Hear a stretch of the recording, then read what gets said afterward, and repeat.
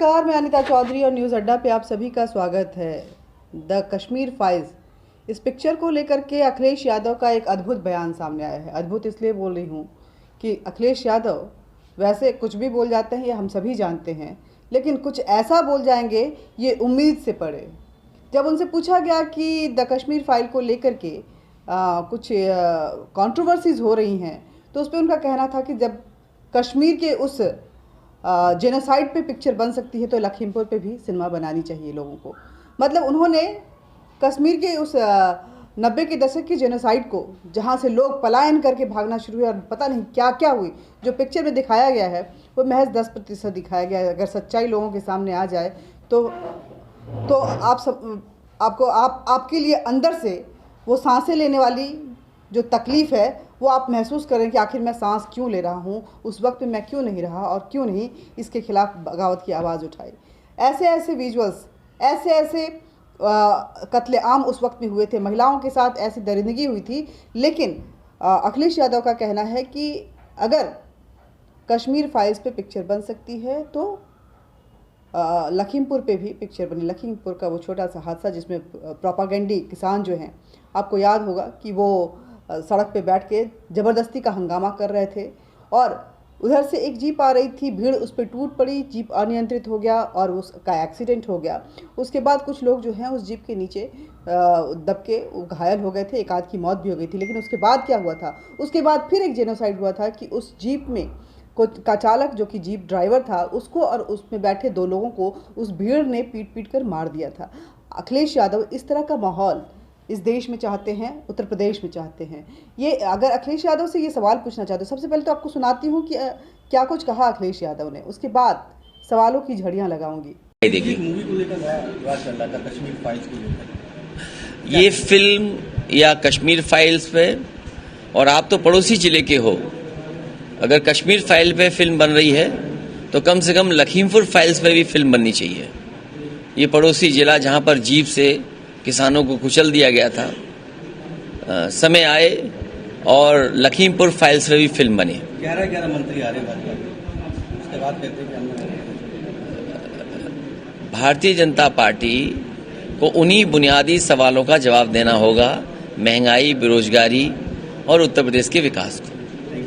Samajwadi party का जो postal ballot में है उसमें सबसे ज्यादा वोट मिले हैं, तो क्या सरकारी कर्मचारी हैं उनको लेकर के समाजवादी पार्टी की नीति वो रहेगी या कुछ? मैं सरकारी कर्मचारियों का और जिन लोगों ने बैलेट से वोट दिया उनका मैं धन्यवाद देना चाहता हूं, क्योंकि बड़ी संख्या में उन्होंने तो देखा अखिलेश यादव को, और अखिलेश यादव के इस बयान को भी आप गौर से सुनिए और समझने की कोशिश कीजिए कि क्या उनकी फितरत है। अखिलेश यादव, आप हिंदुओं का पे गोलियां क्यों नहीं चलवा देते? वैसे ऐसी बात नहीं है कि अखिलेश यादव या सपा की सरकार ने गोलियां नहीं चलवाई।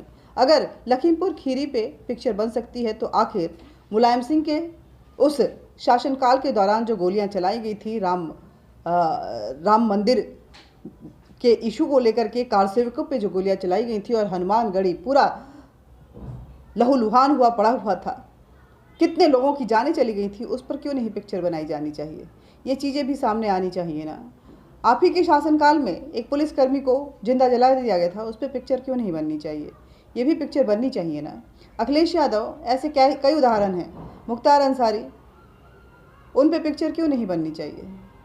आजम खान, जिनकी जो माफियागिरी थी वो चरम पे थी, उन पे पिक्चर क्यों नहीं बननी चाहिए? और किस तरह से आप लोग उनकी सरपरस्ती कर रहे थे, उनको अपना सपोर्ट दे रहे थे, इस पे भी पिक्चर बननी चाहिए ना। मुन्ना बजरंगी और पता नहीं कई ऐसे नाम हैं जो आपके शासनकाल में एक गुंडा, एक खौफनाक चेहरा बनकर सामने आए थे, लेकिन उनको सरकार प्रोटेक्शन दे रही थी, वो खुलेआम घूम रहे थे और आम जनता जो है, आम आदमी जो है, वो दहशत के माहौल में जी रही थी और आए दिन गलियों में, सड़कों पे लोगों को तरातर गोलियों की आवाज़ सुनाई देती थी और सामने एक लाशों का ढेर दिखाई देता था। ये आलम था, तो इस पे भी पिक्चर बननी चाहिए ना अखिलेश यादव, क्यों नहीं बननी चाहिए? ये सारे सवाल हैं अखिलेश यादव जी आपसे, जिसका जवाब देना चाहिए। खासकर अगर हम उस दौर को याद करें जब कार सेवकों पे ये गोलियों की बौछार हुई थी और निहत्थे कार सेवक जो हैं वो लाश की ढेरों की तरह बिछ गए थे। हनुमानगढ़ी का वो गली, हनुमानगढ़ी की वो गलियाँ जहाँ पे ज़मीन नहीं दिखाई दे रहा था, सिर्फ खून दिखाई दे रहे थे, उस पर पिक्चर बननी चाहिए ना अखिलेश यादव जी। ये देखिए, ये अखिलेश यादव का राज जो है वो जब से चुनाव का जो ऐलान हुआ उसके बाद से उन्होंने समझ लिया कि वो मुख्यमंत्री बन चुके हैं, और ये अभी भी उस नशे से बाहर नहीं आए हैं कि वो सत्ता में ही अखिलेश यादव का राज है, इस बात से बाहर नहीं आए हैं। और ये एरोगेंसी, ये जो बदमिजाजी वाली जो बयान है, जो बदजुबानी वाली जो सोच है, वो अक्सर हाँ उनकी ज़ुबान से बाहर भी आ जाती है। जनता को ये सोचना है कि आखिर क्या चाहते हैं। ऐसे नेताओं को अगर वो अपना समर्थन देते हैं तो आखिर अपनी ज़िंदगी को कहाँ पे दाव पे लगाए हुए हैं, क्या चाहिए उनको, अपने नेता से क्या उम्मीद लगाए बैठे हुए हैं। लखीमपुर खीरी जो कि एक प्रोपेगेंडा था, और उस प्रोपेगेंडा में 3 निहत्थे लोगों की भीड़ ने पीट कर जान ले ली, उस पर पिक्चर बनाने की बात कर रहे हैं या उस प्रोपेगेंडा पे पिक्चर बनाने की बात कर रहे हैं। ये सारे सवाल हैं अखिलेश यादव जी। अखिलेश यादव सवालों के ऐसे बौछार हैं कि जिनकी अगर गिनती यहाँ पे करवाई जाए तो पूरा 24 घंटा भी कम पड़ेगा। इनफैक्ट हम गिनवाते जाएंगे और लंबी फहरिस्त जो है वो सामने आती जाएगी। लेकिन आपकी सोच पे न सिर्फ अफसोस हो रहा है बल्कि दुख भी हो रहा है कि हमारे देश में ऐसे लोगों को भी लोग चुन कर लाते हैं, और वो लोग राजनीति के नाम पर ये खूनी खेल खेलते हैं, उस चीज़ को समर्थन देते हैं जो देश विरोधी होता है, जो समाज विरोधी होता है। कश्मीर के उस जेनोसाइड को आप महसूस नहीं कर सकते क्योंकि आप तो तुष्टीकरण की राजनीति करते रहे हैं, मुस्लिम परस्त रहे हैं। कश्मीर में जिस तरह से हिंदुओं को काटा गया, जिस तरह से उन पर दरिंदगी बरसाई गई, मासूम बच्चों के सामने जिस तरह से उनके माता पिता को मार दिया गया, पिता के सामने बेटी का बलात्कार हुआ और बेटे के सामने माँ का, ये सारे चश्मदीद आज भी मौजूद हैं, और इन चश्मदीदों के बीच में वो मंज़र आज भी ज़िंदा है। कश्मीर, द कश्मीर फाइल्स बस एक छोटा सा नमूना है। अगर वो, मैं इस पिक्चर को पिक्चर नहीं मानती बल्कि ट्रेलर मानती हूँ, और उस ट्रेलर को अगर समझते हैं और पूरी पिक्चर अगर सामने आएगी तो दिल पूरे हिंदुस्तान का दहल जाएगा।